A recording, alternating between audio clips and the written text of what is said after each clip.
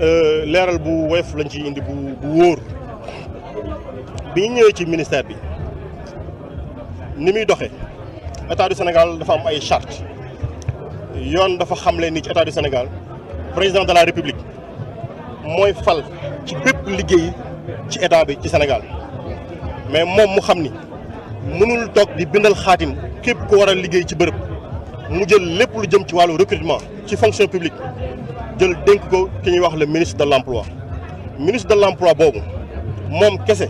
Sénégal wërngal képp ci gouvernement képp ko mën di soxla moom rek moo mën a signer contrat ministre de l'emploi li ñu def mooy dañoo seetlu ministre yi fi jaar ñoom ci seen bopp ñoo signé ay contrat ak ay nit contrat nag ku ko signé nit fay ko salaire ñoom ñoo signé contrat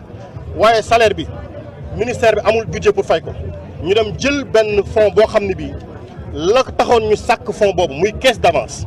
may leeral Sénégal yi lan mooy caisse d'avance. caisse d'avance dafay li muy wund mooy day dox pour faj ay soxla yu gàtt ay soxla yu néew yoo xam ne réywul soxlawul yenn autorisation yi pour ñu mën koo def te caisse d'avance amul doxul pour di sax abadan te nit boo ko signé contrat à durée indéterminée yaa ngi ko naan da nga fiy sax abadan ba keroog retraite fekk la fi caisse d'avance boobu ñuy tibb pour fay ñooñu doxul woon loolu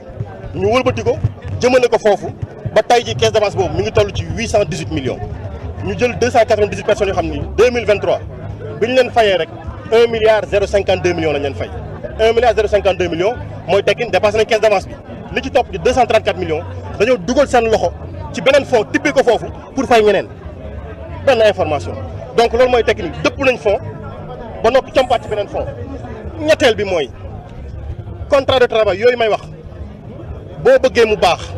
da nga koy yóbbu entre privé da nga koy yóbbu à l'inspection du travail pour mu def ci visa am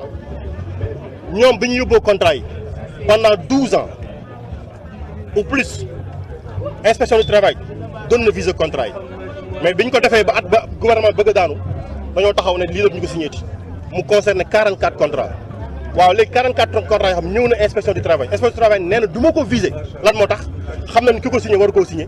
xam na ni fonds bi ñu jël waruñu koo jël mu ne du ko visé léegi kan moo nangu jël xaalisu état di ko dugal ci contrat boo xam ne bii ka ko war a visé nee na contrat bi du ma ko signé mooy am wérul léegi man ministre su ma autorisé ñu fay leen bu subaa bu ñu ma woowee ci kanamu yoon ne ma ministre bi amul droit signé xaalis bi jëmul woon foofu lu tax nga yóbbu ko fa lan laay tontu est-ce que bëgg a sàmm poosu jàmbur wala dépense jàmbur war na tax muy defar sama bopp dugal lu mu yóbbu kaso ci anam boo xam ne wérul duñ ko def mais yemuñ ci loolu parce que dañ ni ñi mu concerné am na ñoo xam ne seen place ci biir ministère bi wane nañ ko ñi ngi liggéey heure ñi ngi wàcc heure wane nañ seen fulla ak seen fayda ci taxawal nguur gi ci li ñu leen sant ci liggéey boobu ñu jël wax président de la république mu wëlbati arrêté boobu def ko un décret pour ne bis ni ki tey fonds bi may nañ ko capacité boo xam ne mën naa recruter di fay donc jubanti nañ loolu ba noppi yamatul ci ne ministre bi mënatul valider dañ ne benn comité de gestion mooy toog di statuer di wax ne ñii lañ soxla ñii lañ leen di fayee ñoom ñëpp ñoo ciy bokk yam léegi li ñu war a def mooy ñun audit seet ñi nga xam ne bii seen présence ci ministère bi am na solo pour ministère bi ma wax ko pour ñi ci des képp koo xam ne kii audit bi dina révéler ni yow amul njariñ ci biir ministère bi dinañ tàqali koog yow pour mu leer nañ beneen bi mooy même 2023 bii malgré que dindi nañ 44 yi pour les 254 restants salaire yi ñu leen di fay octobre novembre décembre ministère bi amatu ko damaa mujj bind lettre ministère des finances ne ko yokkal ñu 200 millions ngir ñu mën a fay 254 yi fi des mais est-ce que loolu dëgg la donc on nous met dans des conditions yoo xam ne dépassé nañ fonds bi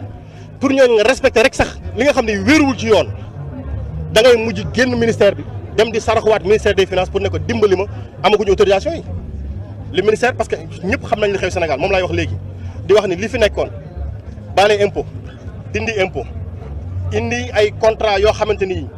contrat yi fi xewoon muy diggante 2019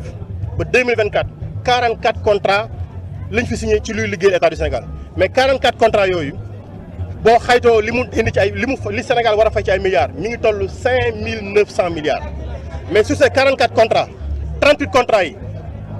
man ak yow la maanaam contrat yoo xamante ni defuñu ko appel d'offre entente directe la ministre bi mooy xool waa ji ne kaay liggéeyal ma xam nga montant yi ñaata la montant yi mu engagé ñaata la sur les 5900 milliards 5400 milliards la engagé mooy tekki ni seulement li nga xam ne bii moo ci def ci appel d'offre mi ngi toll ci 12%. léegi wax leen ma naka la ñuy jëlee 5944 milliards di ko dugal ci ay contrat yoo xam ne bi ñu koy signé da ngaa xool nit ki mu neex la nga wax ak moom ci ruq nga ne ko liggéeyal ma sàngam ñu jël ay milliards état du Sénégal dugal ko fa. woowoon nit ñi ñu jongante ñu werante ba nga xam ni kii moo yor njëg yi gën liggéey bi nga bëgg kii moo ko mën a def ñu jox ko mu def ko ma ni 5400 milliards lañ def ci entente directe. Voilà ce que les gens ont trouvé ici ay nit taxaw naan loolu du dëgg ay nit taxaw naan chiffres yi baaxul ku ko wax indil preuve ñun bañuñu ko on accepte la contradiction ñun bañuñu dàggasante ci dëgg warante ci dëgg bu ñu paree dañuy ànd ndox ndax Sénégal ñoo ko moom bu ñu d'accord ci chiffres yi bis bu ñu d'accord chiffres yi wax naa ko léegi Ousmane Sonko 2018 la bindoon FMI ne leen lii leen ministre des finances bindal du dëgg du yoon tegu ko ci dëgg waxul dëgg Amadou Ba moo fi nekkoon dafa dëpp chiffres yi ñu weddi woon ko tey gis nañ ko moo waral bu ñu nee Moody's dafa wàññi notu Sénégal mais dëgg la parce que sénégalais yi boo ñëwee yor nguur da nga naan leen ñun Sénégal gii dañoo bëgg mu jëm bërëb sàngam Sénégal war a dem foofu mais nga taxaw ak ñoom ci étage premier étage ne leen dama bëgg ñu yéeg ñun ñëpp ñu ànd yéeg 10e étage mais nga xool ba xool xam ne fii nga taxaw nii du premier étage mais 4e sous-sol la mais doo leen wax ni leen 4e sous-sol lañ taxaw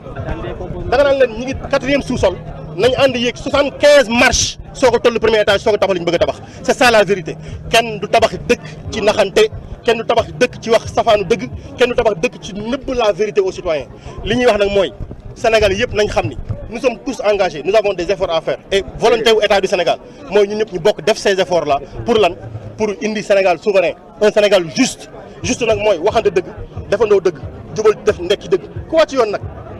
man sama yoon nekku ci président Ousmane Sonko yoonam nekku ci président de la République yoonam nekku ci demal nga wax ak yoon boo indee say firnde ba tax ñu mën laa bàyyi nga dellu sa kër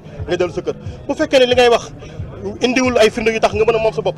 nga dem tëddi comme ñun ñeneen ñi tëddewoon ñun dañoo tëddi woon te ñeme nañ ko salaamaaleykum wa rahmatullah